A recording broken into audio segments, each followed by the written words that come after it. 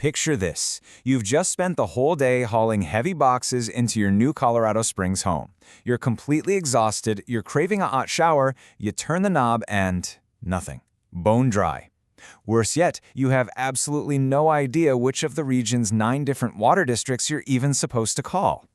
Well, let's make sure that never happens to you. Welcome to this explainer. Today we're completely demystifying the process of setting up your water service here so you can move in totally stress-free. Whether you're buying a house, renting an apartment, or opening a brand new business, we are covering the whole shebang. To kick things off, let's start with a really surprising question. Colorado Springs isn't located near a major river, and there's no massive natural lake nearby. So where does the water actually come from? Believe it or not, the water coming out of your faucet is actually high country snowmelt. It's literally piped in all the way from the Continental Divide. It travels vast distances through this incredible, highly engineered network of tunnels and pipes just to reach your house. It's a true logistical marvel that kind of makes you appreciate every single drop, right? And here is another massive surprise for anyone new to town. Depending on your exact street address, your water could be managed by one of at least 9 different major water districts. Yeah, 9. It is definitely not a one-size-fits-all situation, which is exactly why getting the inside scoop today is so absolutely crucial. So let's map out our game plan for today. We'll be navigating the water landscape, preparing to start service, running through a step-by-step guide, understanding costs and fees, looking at renters and landlords, and wrapping up with water conservation and billing. All right, Section 1, Navigating the Water Landscape. Let's figure out how this region is actually laid out. The region's water supply is distinctly divided.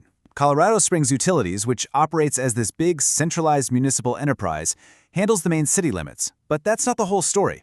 If you're in surrounding unincorporated areas like Widefield, Security, or Cimarron Hills, you're served by independent Title 32 special districts. These districts have their own separate water rights, unique pricing, and totally distinct watering restrictions. You really got to know whose turf you're on. Moving on to Section 2, Preparing to Start Service. Once you actually know who your provider is, you'll need to gather a few things before you even pick up the phone. The good news? Residential setups are incredibly straightforward. You'll just need your Social Security number. They're going to run a soft credit check just to evaluate your payment history, but don't panic, it does not impact your credit score at all. Plus, it's usually totally deposit-free.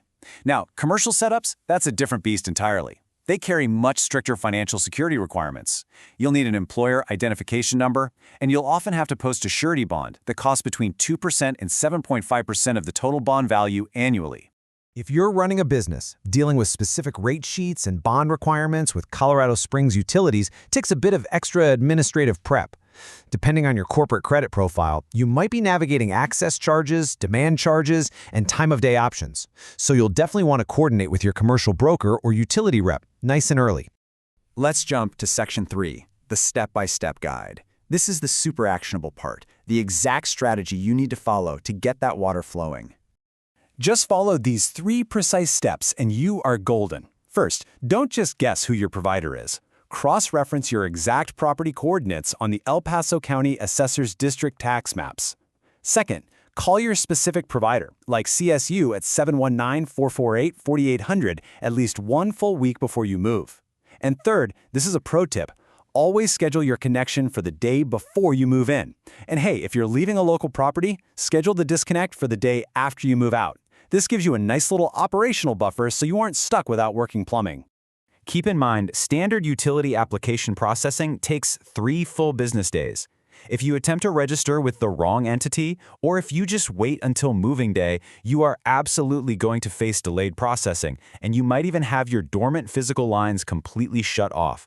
So procrastinating on this administrative chore? Yeah, simply not an option. Let's get into Section 4, Understanding Costs and Fees. Because let's be real, everyone always wants to know exactly what they're going to owe on day 1. For most standard residential moves, you'll be absolutely thrilled to know that starting service won't cost you a single dime out of pocket, as long as the water is already actively flowing to the house. You only face startup fees if they actually have to dispatch field personnel to physically turn a valve on. And deposits? You'll only pay one of those if you have a prior debt with the utility that was written off or included in a bankruptcy. Now, it's a completely different story if you're a developer or you're building a brand new home. You're going to face some pretty hefty capital development tap fees just to connect to the main infrastructure. You have to pay a water development charge and a water resource fee, and these scale up significantly depending on your lot size. Oh, and here's a huge heads up.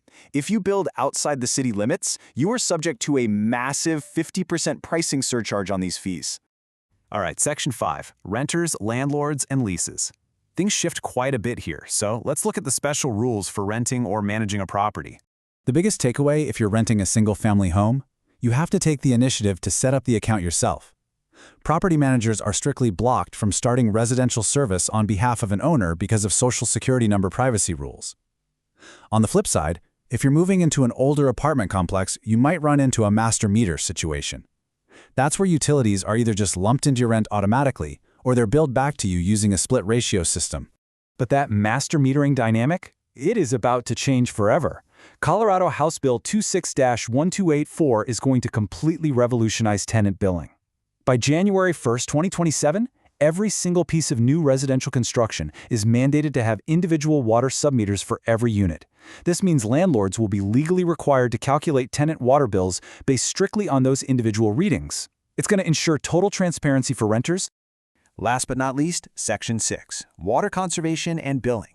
Let's talk about managing your ongoing relationship with your provider and the local environment.